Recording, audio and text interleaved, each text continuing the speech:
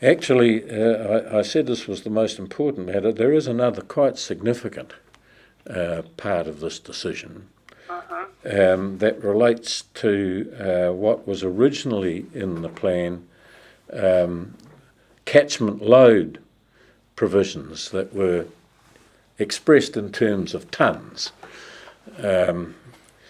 And there were submissions made, particularly strong submission made by Fonterra and Dairy NZ about the difficulties that might be had with that. We have catchment load provisions in the Selwyn Waihora plan, for example.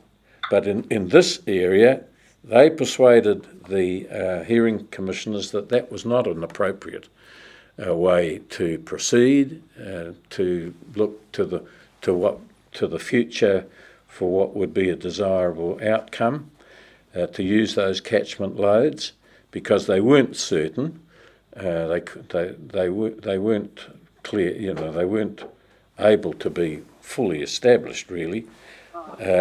So the commissioners and we have, of course, accepted now that we've moved right away from that in this particular catchment, and we've gone to water quality, what's the term?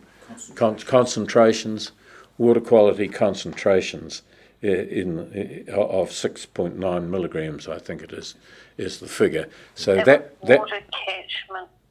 Water quality concentration. Concentrations of nitrogen.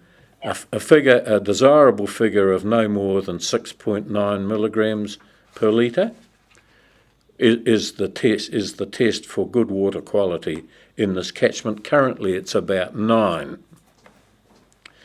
That figure, and so there are provisions in the plan to get from 9 to 6.9 or thereabouts by progressive reductions in nitrogen losses for all those properties that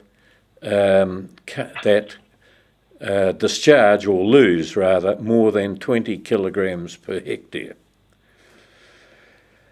And those progressive reductions have been amended too as a result of the council's the commissioner's decisions, in line with Fonterra Dairy NZ's submissions, so that they now provide that by 2025 there's got to be a 15% reduction, by 2030 there's got to be a 25% reduction, and by 2035 a 36% reduction.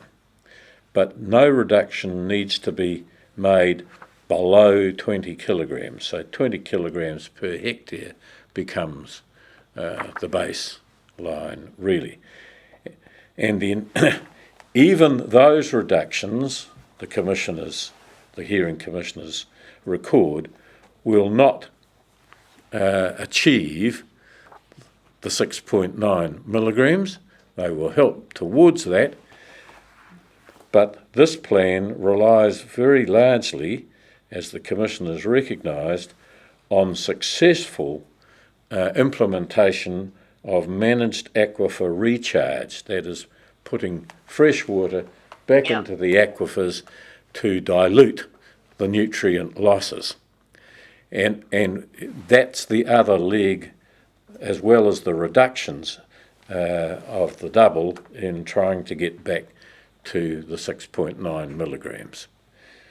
And those matters are discussed as well in the decision, and the commissioners recognise that.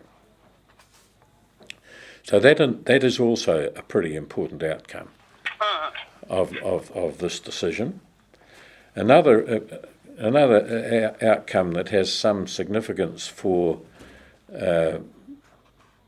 groundwater abstractors is that there is encouragement for existing groundwater abstractors to switch from surface water. Not groundwater abstractors, existing abstractors, to switch from surface water takes and river connected takes to groundwater, but to deep groundwater rather than the shallow groundwater, which of course has connection connotations. Does the shallow groundwater include the drains proper? Or is that No, the drains. I think the drains are surface water. okay? The terminology, Of course they would be. yes, the terminology is very confusing, isn't it? Yes. Groundwater actually means underground. Underground, yeah. Yeah. And, But and it doesn't mean shallow wells either. depends how. Well, look, probably not. Okay.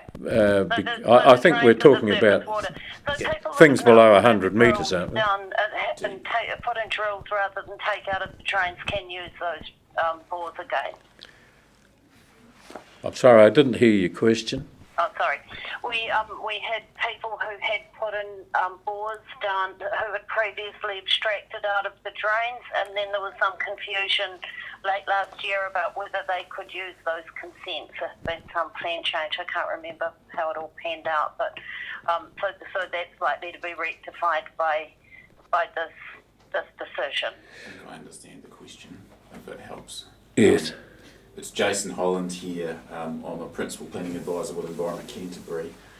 The issue that you're talking about, I believe, and the confusion that you're talking about, is to do with the fact that until this plan change is operative and those particular rules to do with switches from river water and river connected groundwater to deep groundwater, until those rules are operative, there are another set of rules that apply to that activity in this area, and those are the region-wide rules in the Canterbury Land and Water Regional Plan.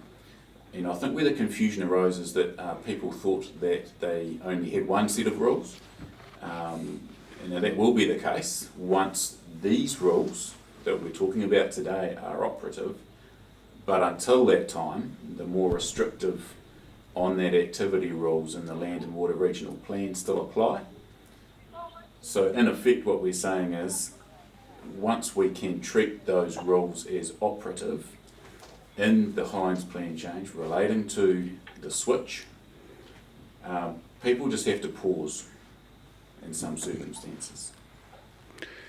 The switch provisions are facilitated by this decision on Plan Change 2 to establish what's called a T block allocation, which has a limitation on it. I forget the actual figures, but it will enable people to apply to go to deeper groundwater up to a certain level. But what Jason is saying, and he's absolutely right, is that there are two sets of rules applicable now since Plan Change 2 was notified. Actually, those rules, that the Plan Change 2 rules change to some extent with the decisions that have been made today, but the Land and Water Regional Plan rules will still apply until such time as they are overtaken by the Plan Change 2 rules becoming legally operative.